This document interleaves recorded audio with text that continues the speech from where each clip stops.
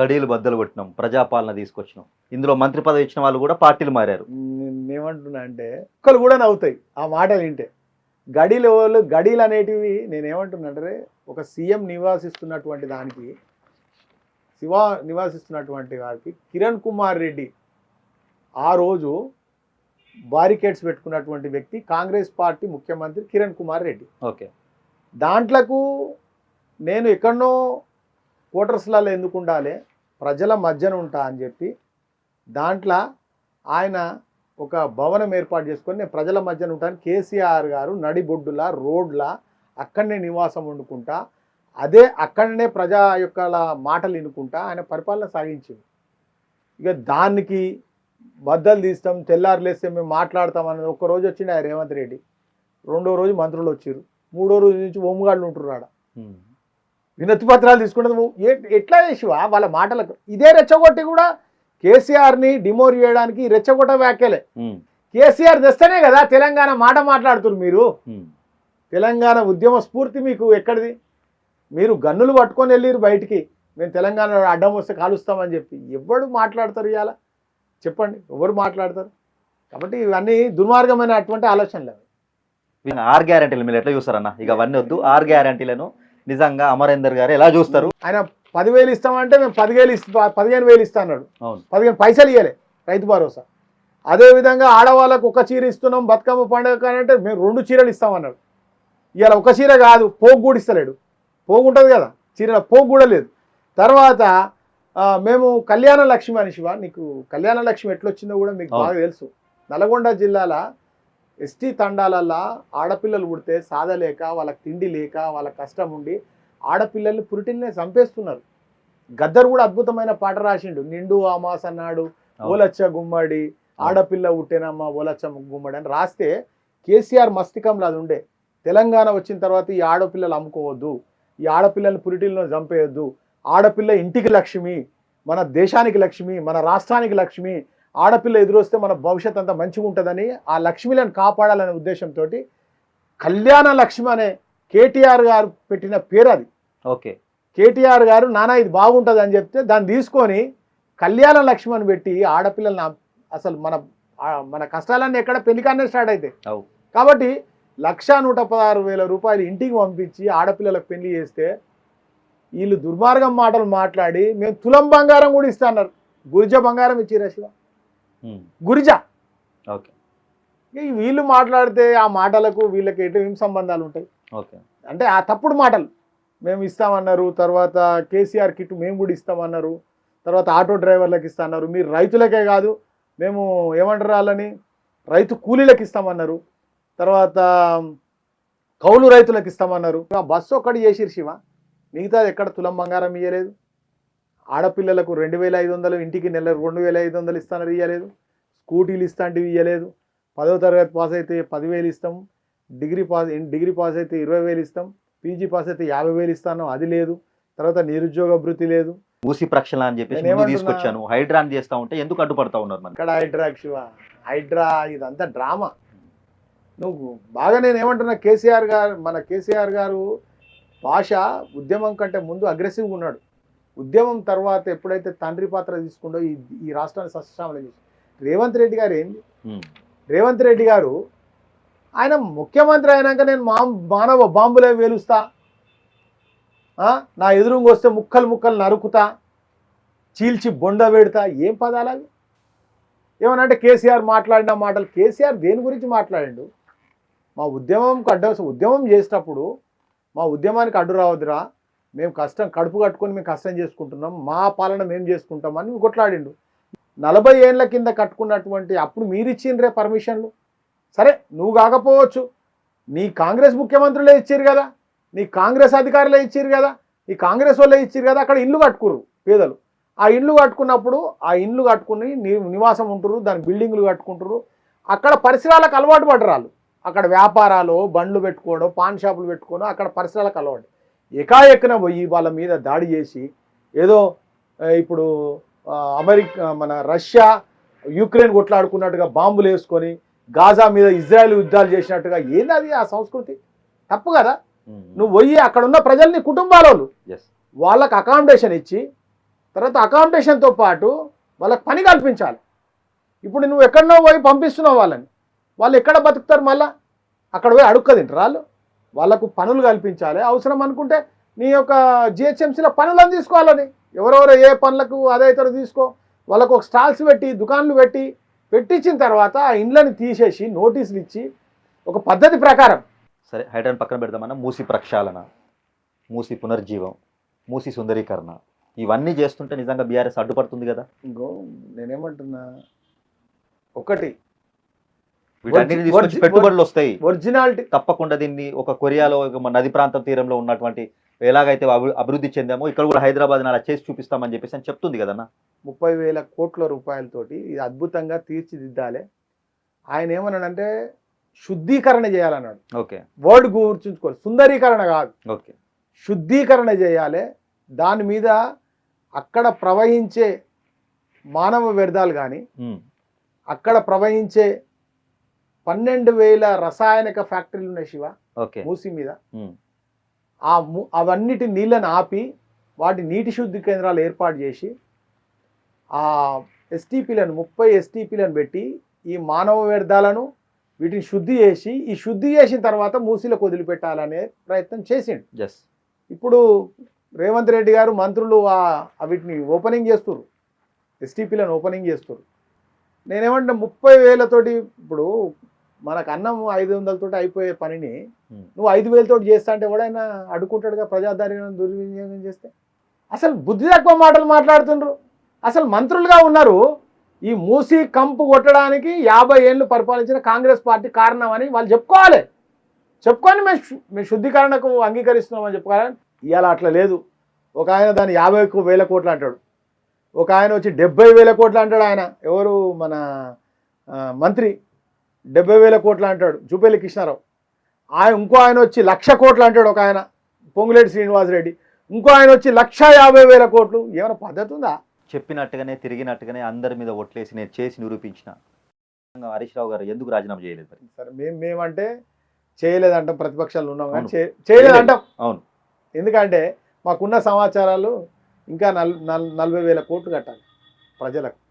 ఆయనకు ఒట్లు, ఆయన తిట్లు, ఆయన భాష, ఆయన భావము అందరి ప్రజలకు తెలుసు. ఆయన ఇవాళ అంటాడు, రేపు మర్చిపోతాడు. ఎవడన్నాడు సన్యాసి అంటాడు, ఎవడన్నాడు సన్యాసి, అదెందుకన్నా నేను అంటాడు, ఇదెందుకు నేను అన్నా అంటాడు, గట్లెందుకన్నా అంటాడు. కాబట్టి ఆయన మాటలకు కాంగ్రెస్ వాళ్ళు మాట్లాడే మాటలకు నేనైతే పెద్ద సంశయించాను. నేను అందులో ఉన్న మేధావులను కూడా చెప్తున్నా, అందులో కొంతమంది కాంగ్రెస్లో కూడా కొంతమంది నాయకులు ఉన్నారు, ఇంకా అక్కడో ఇక్కడ ఇంకా కొంచెం మంచి బతుకుంది. అందులో చెప్తారా మేధావులు అన్న దాంట్లో నిజంగా కాంగ్రెస్ నుంచి కొంతమంది పేరు చెప్పగలుగుతారా? నేను 100%. ఇప్పుడు ముసలాయన జానారెడ్డి ఉన్నాడు, కోదండరామరెడ్డి ఉన్నాడు, వీళ్ళు చాలామంది ఉన్నారు కదా. ఇంకా హనుమంతరావు లాంటి వ్యక్తులు ఉన్నారు, కొంతమంది ఉన్నారు. వీళ్ళు ఇన్ఫ్లుయెన్స్ వాళ్ళు అవుతుర్రు. వాళ్ళు కొంచెం ఇట్లాంటి వ్యక్తికి చెప్పాలి. ఎన్ని రకాలు మోసం చేస్తారు. సరే, 1-2 మిస్ అవుతుంది ప్రభుత్వంలో చేసినప్పుడు. కేసీఆర్ చెప్పిన పనులు ఉంటే 2 పనులు చేయకపోవచ్చు, 2 పనులు చేయకపోవచ్చు. కానీ దళితులు గర్వంగా గర్వంగా దళితులు అంటే సఫాయి వాళ్ళ లెక్కనో, దళితులు అంటే ఇంకెట్లనో ఉన్నటువంటి స్థితి నుంచి ఇవాళ 20-30 లక్షల రూపాయలు ఉమ్మడిగా పెట్టుకొని ఇవాళ రైస్ మిల్లులు నడుపుతారు శివ. దళిత బంధుతోటి రైస్ మిల్లులు. ఇవాళ నేను చూపెడతా రైస్ మిల్లులు, పెట్రోల్ బంకులు, ట్రాక్టర్లకు ఓనర్లు అయ్యారు, జేసీబీలకు ఓనర్లు అయ్యారు. నీకు ఆరోపణలు వచ్చినాయి ఏంటంటే రైతు బంధు మీద, ఇప్పుడు మీరు చెప్పినట్టు దళిత బంధు మీద కూడా చాలా మంది వ్యక్తులు దాని పేరు చెప్పి తిని ఎదిగిన వాళ్ళు చాలా మంది బీఆర్ఎస్ లో. నేనేమంటే అభాండం వేస్తాను, అన్ని ఉంటాయి, బట్టగాల్చి మీద వేస్తా అనుకుంటాను. అరే నువ్వు చెయ్యకపోతే ఇవి చేసేటానికి అదైనా ఇదైనది. ఇప్పుడు మనం అది చేసిన అంటున్నావు కదా, వాళ్ళని చేసిన వాళ్ళ దగ్గరికి పోదాం. ఇక్కడ భువనగిరిలో కూడా చాలా మందికి ట్రాక్టర్లు ఇచ్చినాం, జీరో. అది ₹1 మళ్ళీ గవర్నమెంట్ కట్టకుండా మీకు ఎన్నో దుకాన్లు పెట్టించారు, బట్టల షాపులు పెట్టించారు, పెట్రోల్ బంకులు పెట్టించారు.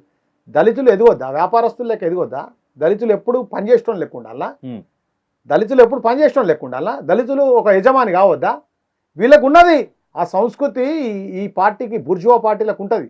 ఎందుకంటే వీళ్ళు ఎదుగొద్దు, ఏదో ఒక వంక చెప్పి ఆ స్కీమ్ని ఆపాలని అనుకుంటారు. దళిత బంధు అనే వాసన వచ్చింది 11 నెలలు అవుతుంది తప్ప కొంచెం ముందుకు వెళ్ళాలి, దీన్ని సమకూర్చాలి. మీరు చేసిన 7 లక్షల కోట్ల అప్పు అట్నే ఉంది. నేను ఏమంటున్నా, 11 నెలలు అంటారు. ఒక్కటి చేసిరా చెప్పమంటున్నా నేను. ఈ రాష్ట్రంలో గతంలో పరిపాలించలేదా వాళ్ళు? ఉమ్. కోమటిరెడ్డి మంత్రి కాదా? మంత్రి అవునా? అవును. జూపల్లి కృష్ణారెడ్డి మంత్రా కాదా? ఎస్. రాజనరసింహన్న మంత్రా కాదా? మంత్రి. మళ్ళీ మేము మొన్ననే వచ్చినామంటే ఈ తెలంగాణ రాష్ట్రంలో కేసీఆర్ క్యాబినెట్లో కొత్త మంత్రులు ఉన్నారు, ఉమ్. కొత్త వాళ్ళు ఉన్నారు మంత్రులు. కానీ వాళ్ళకి అట్లా కాదు కదా. పరిపాలన అనేది మాటలు చెప్తే కాదు, చేసి చూపెడితే తెలుస్తుంది. నేను ఏమంటున్నా అంటే ఈ యొక్క గారడి మాటలు, మాయ మాటలు, మోసపాటలు, ఇంకా ఏమన్నా అద్భుతాలు చేస్తా అంటుండు, ఒకసారి చూద్దాము అనే ఉద్దేశంతో ప్రజలు కొంచెం ఏమరపాటు గురయ్యారు. కానీ ఇలా ఆయన గెలిచిన తెల్లారి నుంచి ప్రజలు ఎన్ని గోసాలు పడుతున్నారు. ఒక వ్యాపారం లేదు శివ, ఒక ఫ్యాక్టరీలు నడుస్తలేవు, వ్యవసాయం నడుస్తలేదు, తర్వాత సాఫ్ట్వేర్ కంపెనీలు అన్నీ కూడా పోతున్నాయి. మన దగ్గర కేసీఆర్ వచ్చిన తర్వాత మా పాలమూరు జిల్లా వాళ్ళు రిటర్న్ వచ్చిర్రు, మనోళ్ళు భీమండి పోయే బతికేది, భీమండి పోయి బతికేది. వాళ్ళందరూ ఇక్కడికి వచ్చి మళ్ళీ మగ్గాలు పెట్టిర్రు. మీకు తెలియదా శివ? పైలశేఖర్ రెడ్డి అహంకారం, కిందున్న వ్యక్తులకు సమయం ఇవ్వకపోవడం, సొంత ఆస్తుల కోసం అని చెప్పేసి అని ప్రజా ఆరోపణ. చాలా మంది చెప్తున్న వాదన కూడా ఇదే. దీని గురించి మీరు ఏం చెప్పారన్న? లేదు శివ, పైలశేఖర్ రెడ్డి అనే వ్యక్తి నిజంగా కూడా కేసీఆర్ గారు వ్యవసాయ క్షేత్రానికి కూలి పనుల కోసం వచ్చిన కూలీలు అరే గొప్పగా చెప్తుండు పైలశేఖర్ రెడ్డి అంటే ఆయన బాగా చేస్తుండు సార్, మా దగ్గర నీళ్ళు ఇస్తుండు, అన్ని ఇస్తుండు అని చెప్తే, ఎవరైనా చచ్చిపోతే 2000 ఇస్తుండు, 5000 ఇస్తుండు అని చెప్తే, ఆ వ్యక్తిని స్వభావాన్ని బట్టి భువనగిరిలో నువ్వు పోటీ చేస్తే గెలుస్తావు, నువ్వు నీకు మంచి వ్యక్తిత్వం ఉంది, మంచిగా ఉన్నావు, నువ్వు ఈ సేవా గుణం వాళ్ళు కొంతమందికి ఉండాలని చెప్పేసి ఆయనకిస్తే బ్రహ్మాండమైనటువంటి సేవ చేసింది శివ. పైలశేఖర్ రెడ్డి ఒక్క రూపాయి తీసుకోడు శివ ప్రజల దగ్గర నుంచి. ఒక కాంట్రాక్ట్ చేయడు ఆయన ఏమంటే బదనాములు ఏమని లేపొచ్చు, కానీ ఒక కాంట్రాక్ట్ చేయడు, ఒక ఫైర్ అవుట్ చేయడు. ఆయనకు అనుకూలమైనటువంటి ఆఫీసర్లను తెప్పించుకోడు. ఎవ్వరు గవర్నమెంట్ ఆఫీసర్లు వస్తే వాళ్ళతో ఉంటాడు తప్ప, కానీ ఒక ఆఫీసర్లను కించేతు మాట అన్న వ్యక్తి కాదు, ఎక్కడన్నా కరప్షన్ చేసినటువంటి వ్యక్తి కాదు, ఒకరిని పల్లెత్తు మాటనన్న వ్యక్తి. చాలా మంది చెప్పిన ప్రజలకు ఆయన సంపాదించిన కోట్ల రూపాయలు పెట్టిండు శివ. చాలా మంది చెప్పిన వ్యక్తులు చుట్టుపక్కల భువనగిరి నియోజకవర్గం చుట్టుపక్కల ఉన్న గుట్టలన్నీ మింగిండు అని చెప్పేసి ఆయన ఎమ్మెల్యే అయిన తర్వాత ఆయన 100 కోట్లు నష్టపోయింది శివ. నాకు తెలుసు అది. ఎందుకంటే ఆయన ఇక్కడ ప్రజలకు దగ్గర ఉండాలని వ్యాపారాలు కూడా నేను హైదరాబాద్ ఇక్కడ చేసుకుంటా అనే ఉద్దేశంతో ఆయన బెంగళూరు వ్యాపారాలు ఉండే. ఇక్కడికి వచ్చిన తర్వాత ఇక్కడ మార్చుకుంటుంటే ఎవరో ఒక దగ్గర కొనుక్కొని ఈ ప్రాంతాల్లో ఉంటే కొనుక్కొని చేసుకునే క్రమంలో ఇప్పుడు ఎవరికి లేవు. కుంభవాణి కుమార్ రెడ్డికి లేదా ఇక్కడ? వద్దాం దాని గురించి. కుంభవాణి కుమార్ రెడ్డి వ్యాపారాల్లోవా? నేను ఏమంటున్నా అంటే నేను ఆయనను విమర్శిస్తలేను. ఓకే, అంటే ఒక వ్యక్తికి ఏమి మచ్చలేనప్పుడు ఏదో అన్నట్టుగా ఏదో చిన్న మరకం చూపెట్టి ఇది అనేటట్టుగా ఆయన వ్యాపారాలు చేసుకోవాలి. ప్రజలకు గవర్నమెంట్ నుంచి ఎంత డబ్బు వస్తుందో ఆయన వ్యక్తిగతంగా సొంతంగా అంత డబ్బు పెట్టిన వ్యక్తి ఇలా కాకుండా ఏంటంటే కొన్ని పరిస్థితులు 2 సార్లు గెలిచిన తర్వాత కొంతమంది బయటికి వెళ్ళి వచ్చిన వ్యక్తులు, ఆయనకు తర్వాత ఆయన దగ్గరకు వచ్చిన వ్యక్తులు కొంతమంది కొన్ని మాటలు వినొచ్చు, కొంత నష్టపోవచ్చు, కానీ ప్రజలకు నష్టపోయి చేసే వ్యక్తి అయితే పైలశేఖర్ రెడ్డి కాదు. మీకు చిన్న విషయం చెప్పాలని ఇప్పుడు మీరు అన్నారు కాబట్టి, మీరు గతంలో సీఎంని తీసుకురాని మూసి ప్రక్షాళన కోసము కుంభవాణి కుమార్ రెడ్డి అనే వ్యక్తి ఒక ముఖ్యమంత్రి స్థాయి వ్యక్తిని తీసుకొచ్చి మూసి ప్రక్షాళన కోసం సభ ఏర్పాటు చేస్తే మీరు మాట్లాడారు. దాని గురించి నిజంగా మంత్రి మీద ఆరోపణలు కానీ అదేవిధంగా చెప్పినాం, దాని గురించి మాట్లాడుకోవడం వేస్ట్. దీని గురించి ఏమంటున్నా అంటే హైదరాబాద్ పోయి ఎక్కడైతే ఇండ్లు కొడుతున్నావో, ఎక్కడైతే ప్రక్షాళన చేయాలనో అక్కడికి ముఖ్యమంత్రి పోతే బాగుంటది. మూసి కాడొచ్చి నీ మురికినంత హైదరాబాద్ మురికినంత జమయ్య కాడికి వచ్చి నువ్వు అసలు జమగా వస్తున్న కాడనే నువ్వు మీటింగ్ పెట్టు. మేము దానికి అంటున్నాం. తర్వాత వచ్చినాక కూడా అన్పార్లమెంట్ లాంగ్వేజ్. ఒక ముఖ్యమంత్రి అంటే తండ్రి లెక్క ఉండాలి శివ. నేను నరుకుతా ముక్కలు బెల్లిలతను చంపినట్టు చంపుతారా మమ్మల్ని? నేను ఓకే కేసులు పెడతారా మా మీద? అరే మా తెలంగాణ వస్తే మాకు అద్భుతంగా ఉంటుందని మేము అనుకొని మా ముఖ్యమంత్రిని కేసీఆర్ని గెలిపించుకున్నాం, ఆయన అద్భుతంగా పరిపాలన చేసిండు. నువ్వేం ముఖ్యమంత్రివా మమ్మల్ని చంపుతా అంటావు? అరే బయటోడు కూడా వస్తే నువ్వేమైనా చెయ్యి. నరుకుతా, బుల్డోజర్లు పెట్టి చంపేపిస్తా, జెండా ఊపుతా, ఏం భాష అది? ఆ భాష నేర్చుకొని లాండ్ ఆర్డర్ ఉంటుందా? ఇక్కడికి ఒకడన్నా కంపెనీ పెట్టడానికి వస్తాడా? లాండ్ ఆర్డర్ మంచిగుంటేనే కదా. నువ్వే తండ్రి స్థానంలో ఉన్నవే నువ్వు తప్పదవ పడుతుంటే నీ పిల్లలు ఏమి కావాలి? ఓకే, 10 మంది వ్యక్తులు ఇప్పుడు బీఆర్ఎస్ పార్టీలో ఉన్నారా? అసలు కాంగ్రెస్ పార్టీలో ఉన్నారా? ఎట్లా ఇక్కడ కాంగ్రెస్ జెండా కప్పుకొని గాంధీ భవన్లో కూర్చుంటోళ్ళు మళ్ళీ మీరు అడుగుతందుకు కూడా ఎట్లయితే నాకు అర్థం కాదు. నేను ఆ పార్టీ కాదంటాడు, నేను బీఆర్ఎస్ పార్టీ అంటాడు. వాళ్ళు అంటున్నారు అదే మరి బీఆర్ఎస్ ఏకీభవించినట్టే కదా, సిగ్గు ఉండాలి కదా. వాళ్ళు మాట్లాడేటప్పుడు మరి మీరు ఏకీభవించినట్టే కదా, నిజంగా మా ఉండని తీగ పడి ఉండని అన్నట్టు మేము మాట్లాడితే ఏమంటారు, మా మీద దాడి చేస్తున్నారు అంటుండ్రు. మేము మాట్లాడితే ఆ రోజు కూడా మీరు చేయలేదా అంటారు. మేము శాసనసభ పక్షాన్ని మొత్తం మా పార్టీలో కలిసింది ఆ రోజు. అవును, ఒకరిద్దరు వ్యక్తులు రాలే. ఇప్పుడు ఒకరిద్దరు వ్యక్తుల్ని బెదిరించుకుంటా అది చేసుకుంటా ఇది చేసుకుంటా చేయడం అయితే సమంజసం కాదు. సేమ్ ఆ బీజేపీ వాళ్ళు కొన్ని రాష్ట్రాలలో చేస్తారు కదా, బెదిరించి దాడులు చేస్తాం, ఇన్కమ్ ట్యాక్స్ దాడులు చేస్తాం, రైట్స్ చేస్తాం, ఇది చేస్తాం అది చేస్తాం, సేమ్ ఇది చేస్తారు. అవి రెండు ఒకటే. కొడంగల్లో జరిగిన సంఘటన వెనుక బీఆర్ఎస్ పార్టీ బీఆర్ఎస్ వ్యక్తులది హస్తం ఉంది, దీని వెనకాల వీళ్ళే ఉండి కుట్రపూరితంగా నిజంగా చేయించారు అని చెప్పేసి అని వాదన. మీకు ఇంకా రాష్ట్రం మొత్తం ఆలోచించిన సంఘటన ఒకటి చెప్తాను. ఓకే, ఇక్కడ ఒక మీటింగ్ గౌరవంగా నల్గొండ మంత్రివర్యులైనటువంటి జగదీశ్వర్ రెడ్డి గారు కలెక్టర్ ఆఫీస్కి వచ్చి అధికారులతో ఒక రివ్యూ మీటింగ్ పెట్టారు. ఆ రివ్యూ మీటింగ్ పెడుతున్న సందర్భంలో ఇక్కడ కొంతమంది రైతులు కానటువంటి వ్యక్తులు కొంతమంది జగదీశ్వర్ రెడ్డి మీద దాడి చేయడానికి ప్రయత్నించారు. కాంగ్రెస్ నాయకుల ప్రేరేపణతోటి, రైతులు కూడా కాదు, వాళ్ళు కాంగ్రెస్ నాయకుల క్రియాశీలక మెంబర్ ఒక ఆయన అప్పుడు ఉన్న పార్టీలో బీజేపీలో తర్వాత బీఆర్ఎస్లోకి వచ్చిండు. నేను రైతును గాను, నాకు భూమి లేదు ఇక్కడ, నాకు త్రిబులార్ల భూమి పోతలేదు అని చెప్పి వచ్చిండు. ఆయన వచ్చి చేస్తున్నటువంటి వ్యక్తులని ఆ రోజు దాడి చేస్తే ఒక్కడుంటే ఒక్కడు మాట్లాడలే శివ, రెచ్చగొట్టి అక్కడ భూమి లేని వాళ్ళని ఇక్కడ శేఖర్ రెడ్డిని డమ్మీ చేసేందుకు జగదీశ్వర్ రెడ్డి కాన్వాయ్ మీద దాడి చేసి అద్దాలు వలగొడితే ఒక్కరు మాట్లాడలే శివ. ఓకే, ఈరోజు మేము ఎక్కడైనా దాడిని ఖండిస్తున్నాం. కలెక్టర్ గారి మీద దాడి కాదు, ఏ ఉద్యోగి మీద దాడి జరగద్దు. మీరు నిజంగా కూడా చేస్తున్నటువంటి, మీరు అక్కడ గెలిపించినటువంటి రేవంత్ రెడ్డి గారు ఆ ప్రజల పట్ల విశ్వాసం లేకపోవడం వల్ల, ప్రజలను నచ్చజెప్పే విధానం సరిగా లేకపోవడం వల్ల, ఎక్కడికో ప్రైవేటు వ్యక్తులు పెడుతున్నటువంటి ఫార్మా కంపెనీ అక్కడ పెడుతున్నటువంటి వ్యక్తులు ఒక నీళ్లు పోతున్నాయి 1000 మందికి మంచిగా అవుతుంది, ఒక ఆఫీస్ కడుతున్నాం 1000 మందికి అదొస్తుంది అని అంటే ఆ ప్రజలు నమ్ముతారు. కానీ నీ సొంతం వ్యక్తులకు ఫ్యాక్టరీలు కట్టిస్తేందుకు ప్రజల భూములు కావాలంటే తిరగబడరా శివ? ఓకే, తిరగబడరా? నేనేమంటున్నా, అందులో మొత్తం బీఆర్ఎస్ పార్టీ వ్యక్తులే ఉన్నారు. అందులో గంత 1000 మంది అయితే బీఆర్ఎస్ పార్టీ వాళ్ళే ఉండరు కదా. అందులో బీజేపీ వాళ్ళు ఉండొచ్చు, కమ్యూనిస్ట్ వాళ్ళు ఉండొచ్చు, కాంగ్రెస్ వాళ్ళు ఉండొచ్చు, అందరు ఉంటారు కదా. వాళ్ళని తీసుకుపోయి నువ్వు ఇలా జైల్లో పెడుతున్నావు. నీ నియోజకవర్గ ప్రజలాళ్ళు తప్పు చేసిన వ్యక్తులు కాబట్టి తీసుకెళ్ళి ఏమంటున్నా, నీ నియోజకవర్గ ప్రజలాళ్ళు. నువ్వు మొట్టమొదటగా నువ్వు ఒక సీఎం ఉన్నావు, రేవంత్ రెడ్డి ఉన్నావు, లా అండ్ ఆర్డర్ ఎక్కడ పోయింది శివ? ఓకే, ఇవాళ చిన్న సభ పెట్టుకుంటేనే, చిన్న సభ రేపు మీటింగ్ ఉందని అంటేనే ఇంటెలిజెన్స్ వాళ్ళు 4 వచ్చి నిలబడతారు. ఒక కలెక్టర్, ఒక అడిషనల్ కలెక్టర్, ఒక ఆర్డీఓ, ఒక ఎంఆర్ఓ, ఇతర శాఖ అధికారులు పోయినప్పుడు ఇంటెలిజెన్స్ ఏం చేస్తున్నాడా? అంటే కావాలని ఇట్లాంటిది ఒకటి క్రియేట్ చేసి దాన్ని బీఆర్ఎస్ పార్టీ మీదకి, కేటీఆర్ మీదకి రుద్ది వాళ్ళని అరెస్ట్ చేయాలని ఒక కుట్ర వన్నుతుర్రాళ్ళు. ప్రజలు ఇవన్నీ గమనిస్తుర్రు. రానున్న కాలంలో తప్పకుండా ఓటు ద్వారా ఈ కాంగ్రెస్ ప్రభుత్వానికి బుద్ధి చెప్తారని ప్రగాఢమైనటువంటి విశ్వాసం అయితే మాకుంది. జర్నలిస్టుల మీద దాడులు లాస్ట్ చివరి దీని గురించి ఏం చెప్తారన్న? నిజంగా ఎందుకంటే బీఆర్ఎస్ ప్రభుత్వం కూడా గతంలో చాలా మంది వ్యక్తుల మీద దాడి చేశారు కాబట్టి వీళ్ళు మాట్లాడేది వీళ్ళ వెనకాల ఉన్న టీవీ ఛానల్ వెనకాల ఉన్నది మొత్తం టోటల్గా బీఆర్ఎస్ పార్టీ అని చెప్పేసి అందుకే వీళ్ళ మీద దాడులు జరుగుతూ ఉన్నాయి. నేనేమంటున్నా, ఎవరైనా కానీ ఓకే, వ్యక్తిగత విమర్శలు చేయొద్దు. అది మీడియా కానీ, నాయకులు కానీ వ్యక్తిగత విమర్శలు, కుటుంబాలని ఎప్పుడు మనం తీసుకురావద్దు. నీకు కుటుంబంలో ఏమవుతుంది, ఏం కథ, నీ సంగతి నీ వేరు విషయం. ఎందుకంటే మొన్న విచిత్రమైన విషయం అంటే ఆయన అన్నాడు, రేవంత్ రెడ్డి ఏమన్నాడు, నా బిడ్డ పెళ్లికి కూడా బీజేపీ వాళ్ళు మాట్లాడుతున్నారు, మీ బిడ్డ పెళ్లికి రానియను ఇచ్చి పెడతావా అంటాడు. 50 లక్షలతో రెడ్ హ్యాండెడ్గా పట్టుకుంటే వాళ్ళు పోలీసులు వచ్చి పట్టుకోపోయారు. చెరుకు సుధాకర్ ఏమన్యాయం చేసిండు ఈడ? పీడీ యాక్ట్ పెట్టి బిడ్డ పెళ్లికి అటెండ్ చేయాలి శివ. పీడీ యాక్ట్ అంటే అర్థమైంది తెలుసా? దేశద్రోహం.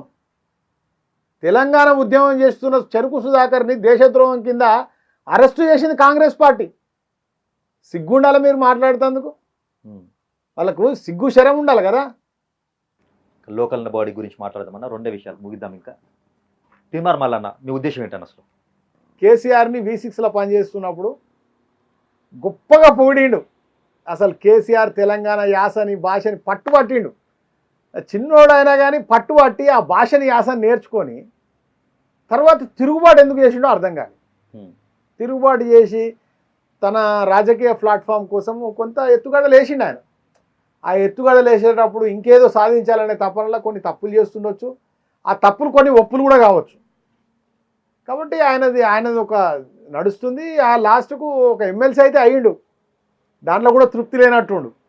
ఇంకా ఎమ్మెల్సీ అయినాక కూడా తృప్తి లేనట్టుండు. ఇంకా ఏదో కావాలనే తపన ఉంది. దాని గురించి ప్రయత్నాలు చేస్తుండు. ఆ ప్రయత్నాలలో చేస్తున్న వ్యక్తుల్ని మనం ఎందుకు కాదంటాం? కాకుంటే ఏంటంటే ఎవరికి బీసీల కోసం పోరాటం చేస్తున్న కాంగ్రెస్లో ఉండి అని చెప్తా ఉన్నాడు. నేనేమంటున్నా, ప్రతి ఒక్కరు ఒక అంశాన్ని ఎందుకుంటారు. ఓకే, బీసీల కోసం కూడా ఎవ్వరూ ఏజెండాలు పెట్టుకోవాల్సిన అవసరం లేదు. మీరు ఒకటే ఏజెండా, బీసీలు బాగుపడాలంటే ఇప్పుడు ఉన్నటువంటి చిన్నపిల్లలను కానీ ఇప్పుడు చదువుకునే పిల్లల్ని కానీ విద్యకు దూరం చేయకుండా కాపాడితే చాలు ఖచ్చితంగా. నెక్స్ట్ ఇక్కడ ఏరియా నుంచి బీర్లాయిలే గారి గురించి అమరేంద్ర గారు ఏం చెప్తారు? బీర్లాయిలే సోదరుడు నాకు బాగా, అంటే పార్టీ వేరు కావచ్చు కానీ మంచి సోదరుడు నాకు. ఓకే, వాళ్ళ అన్న నాతో చదువుకుంటూ నా జూనియర్ అన్న, వాళ్ళ అన్న కూడా జూనియర్, శంకర్ జూనియరు. ఇంకా అది కానీ రాజకీయాలలో ఒడిసి పట్టుకున్నాడు. తర్వాత ఈ బీసీల ఓట్లతోటి బాగా దండిగా చేసుకొని ఈ ఆలేరు నియోజకవర్గము కుర్మ కులస్తులు ఎక్కువ ఉంటారు. ఓకే, కాబట్టి అన్ని విధాలుగా ఆయనకు సహకారం వచ్చింది. తెలంగాణలో కేసీఆర్ ఈ యాదగిరి గుట్టను డెవలప్ చేస్తుంటే అక్కడ వ్యాపారం కూడా రాజకీయ జీవితాన్ని కాంగ్రెస్ పార్టీలు ఉన్నటువంటి ఏ వ్యక్తిని నేను అది చేయ, నేను ఏ వ్యక్తిని చేయ నేను. ఎందుకంటే నువ్వు మంచోనివే ఉండొచ్చు, దొంగల సాహసం చేస్తే నిన్న ఎట్లా నమ్ముతానే? ఓకే, నువ్వు మంచి వ్యక్తివే ఉండొచ్చు, దొంగల సాహసం చేసే ఏ వ్యక్తిని నేను నమ్మ. దొంగల సాహసం చేసే ఏ వ్యక్తిని నమ్మ. నా సిద్ధాంతం, నా పార్టీ బీఆర్ఎస్ పార్టీ సిద్ధాంతం నాది, నీ సిద్ధాంతం నీది. మానవ సంబంధాలు వేరు శివ. ఓకే, మానవ సంబంధాలు వేరు, రాజకీయ సంబంధాలు వేరు. ఇప్పుడు బీర్లాయిలే బిడ్డ పెళ్లికి నన్ను పిలిస్తే అన్నగా నేను పోతా. నా ఇంటికి నా బిడ్డ పెళ్లి చేస్తే తమ్మునుగా వస్తాడు. కానీ రాజకీయాలలో తప్పులు జరిగితే ఇలా కుటుంబాలకు మధ్యన జరగదు, వ్యక్తుల మధ్యన జరగదు, ప్రజలకు మోసం జరుగుతుంది. కాబట్టి ప్రజలకు అన్యాయం అయినప్పుడు అది ఏ పార్టీ అయినా కానీ ఎండగడతాను. నా సొంతం తమ్ముడైనా ఎండగడతాను. దాంట్లో నేను అదే ఏం లేదు. బీఆర్ఎస్ పార్టీ చేయలేకపోయింది, గంధమల్లకు నీళ్లు నేను తీసుకొచ్చిన అన్నప్పుడు మీరు మాట్లాడారు. దాని గురించి మీరే చెప్తారన్న? ఏం మాట్లాడతాం, అది గంధమల్లకు మల్లన్న సాగర్ నుంచి నీళ్ళు వస్తాయి శివ. ఓకే, మల్లన్న సాగర్ ఏడికెళ్ళి వచ్చింది? ఇప్పుడు కుండల నీళ్ళు తెచ్చి ఒకడు పెట్టిండు. కుండల నీళ్లు బీఆర్ఎస్ పార్టీ తెచ్చిపెట్టింది. అలాకెళ్ళి చెమ్ము ఉంచుకొని నేను నీళ్ళు తెచ్చినాను ఇంకో నీళ్ళు ఇస్తే ఆ కుండ పరిస్థితి మర్చిపోతావాను. ఓకే, అంటే చెంబేనా ముఖ్యం నీకు? కుండలకు నీళ్లు రావడానికి కేసీఆర్ ఎన్ని ప్రయత్నాలు, ఈ ప్రాంత ప్రజలు కూడా అదే అనుకుంటున్నాం. నీళ్లు మా బీర్లాయిలే తీసుకొచ్చిండు, ఆయనతోటే సాధ్యమైంది ఇక్కడ ఏరియా. నేను ఏమంటున్నా, అందరికీ తెలుసు ఆ విషయాలు. నీకు ఒక్క కథ చెప్పి ముగిద్దాం శివ. పెళ్లి అవుతుంటది, పొద్దున అంతా ఒకడు కట్టెలు తెస్తాడు, అవును, ఒకడు డేకిసే తెస్తాడు, దాంట్లో ఒకడు అన్నం బియ్యం పోస్తాడు, ఆరబెడతారు, బియ్యం అంతా వడ్డిస్తాడు, కూరగాయలు కోస్తారు, కూరలు తరుగుతారు, అన్నీ చేసి కూరగాయలు వండుతారు. ఈ వండిన తర్వాత ఈడు పోయి వండినోడు అంతా పోయి, తెచ్చినోడు అంతా పోయి, ఈ మామిడాకులు కట్టినోడు అంతా పోయి స్నానం చేసి వస్తుంది పోతాడు. వాడు తెల్ల బట్టలు వేసుకొని వస్తాడు. వచ్చి అమరేంద్రన్ వచ్చిండు ఎయిరి శివ్ అంటాడు, శివ వచ్చిండు ఎయిరి అంటాడు. అందరు ఏమనుకుంటారు అంటే ఈడే వడ్డీ పెడుతుండేమో అనుకుంటాడు. ఆ వండినోడిని ఇష్ట పెడతారు, వడ్డించడం పట్టుకుంటారు. అట్లనే ఈ కాంగ్రెస్ నాయకులు వండిన కేసీఆర్ని మర్చిపోవాలి, వడ్డించిన వాళ్ళు మేమే అని కూడా తిరుగుతున్నారు. ఇలా గుడి యాదగిరి లక్ష్మీనరసింహస్వామి గుళ్ళకి పోయి గుండె మీద చేసుకొని చెప్పమని ఛాలెంజ్ చేస్తాను నేను. ఇలా భువనగిరిలో నేను పుట్టినా, నేను 100 సార్లు లక్ష్మీనరసింహస్వామి దర్శనం చేసుకున్నా. అక్కడికి పోయి గతంలో ఏమి జరిగింది అక్కడ, ఇప్పుడు ఏమి జరుగుతుందో ఒక్కసారి చరిత్రను పునరావృతం చేసుకొని దేవుడు సమాధానం చెప్తాడు. చివరి క్వశ్చన్ అన్న, కుమ్మం అనిల్ కుమార్ రెడ్డి గారు పరిపాలన ఇక్కడ కరెక్ట్గా సాగిస్తూ ఉన్నారు, అందుకే బీఆర్ఎస్ వాళ్ళు నోరు మెదపట్లేదు అని చెప్తే మీరేం చెప్తారు? రైతు గతంలో రైతు సమితి అధ్యక్షులుగా ఉన్నారు కాబట్టి దాని గురించి మీరేం చెప్తారన్న? చివరిగా భువనగిరిలో జరిగిన అభివృద్ధికి రిబ్బన్లు కట్ చేసుకుంటే చాలా ఆయన అది కూడా చేస్తలేనట్టుండు. మీరు మంచిగా చేసి పరిపాలన అందించాలి. ఆయన కొంచెము ప్రజల మధ్యన ఇంకా తిరిగి నేర్చుకోవాల్సిన అవసరం ఉంది. ప్రజాప్రతినిధి ఆయనకి ఇప్పుడు భువనగిరి ఎమ్మెల్యే అంటే ఆయన కాంగ్రెస్ పార్టీకి ఎమ్మెల్యే కాదు శివ, నాకు కూడా ఎమ్మెల్యేనే ఆయన. నాకు కూడా ఎమ్మెల్యే, నా ఎమ్మెల్యే మంచిగా ఉండాలని కోరుకుంటా, నేను అవు. ప్రజలకు సేవ చేయాలని కోరుకుంటా. కాంగ్రెస్ పార్టీ వాడు ఇటు బీఆర్ఎస్ పార్టీ వాడు అనా ఎమ్మెల్యే అయినా ముఖ్యమంత్రి అయినా మా ఎమ్మెల్యేలు మా ముఖ్యమంత్రి అంటాం. ఇప్పుడు ఈ రాష్ట్రంలో ఉన్నప్పుడే కొట్లాడ, పక్క రాష్ట్రం పోతే మా ముఖ్యమంత్రి అంటాం మేము.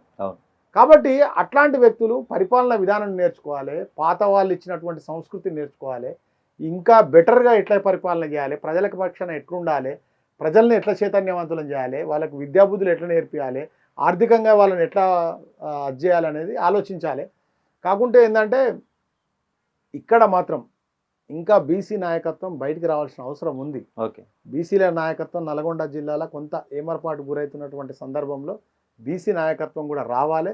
బీసీ నాయకత్వం కూడా అన్ని పార్టీలు కూడా సమన్యాయం కల్పించాలని నేను అన్ని పార్టీలకు కూడా విన్నవించుకుంటున్నాను. ఓకే అన్న, థ్యాంక్ యూ సో మచ్ అన్న. నిజంగా విలువైన సమాచారం ఇచ్చారు, విలువైంది చెప్పారు. విలువైంది కాదు, మా గురించి ప్రజల గురించి మాకు చెప్పినందుకు మీరు, ఎందుకంటే ఇప్పుడు మేము కూడా చేయవలసిన అన్ని ప్రజలకు చెప్పాలంటే మాకు ఒక వారధి కావాలి. ఆ వారధి మీరే అవుతున్నారు. గతంలో చిన్న ఉత్తరాలు ఉంటుండే, ఉత్తరాలు పోయిస్తే అక్కడికి పోయి చేరేది. కానీ ఈరోజు మీరు విలేకరులుగా వచ్చి మా యొక్క భావనలు మేము చేయాలనుకున్నవి ప్రజల పక్షాన, ప్రజల దగ్గర ఏం కావాలనుకున్నది మీకే బాగా తెలుస్తుంది. కాబట్టి మాకు అలాంటివి చెప్పినందుకు నిజంగా మీ లోకల్ లీడర్ టీవీకి మీకు ధన్యవాదాలు చెప్తున్నా. శివ, నీకు ప్రత్యేకమైనటువంటి కృతజ్ఞతలు తెలియజేస్తున్నా. మీకు all the best. Me TV channel ఇంకా రానున్న కాలంలో ఇంకా ఇట్లాంటి వాళ్ళు, అవును, ఉన్నత వర్గాలే టీవీ స్టూడియోలు పెడుతున్నటువంటి సందర్భంలో మీలాంటి వ్యక్తులు కూడా రేపు రానున్న కాలంలో స్టూడియోలు పెట్టి ఇంకా ఈ ప్రపంచానికి మంచి చేయాలని మనస్ఫూర్తిగా కోరుకుంటున్నాను అన్న. థ్యాంక్ యూ సో మచ్ అన్న. కలుద్దాం. థ్యాంక్ యూ అన్న.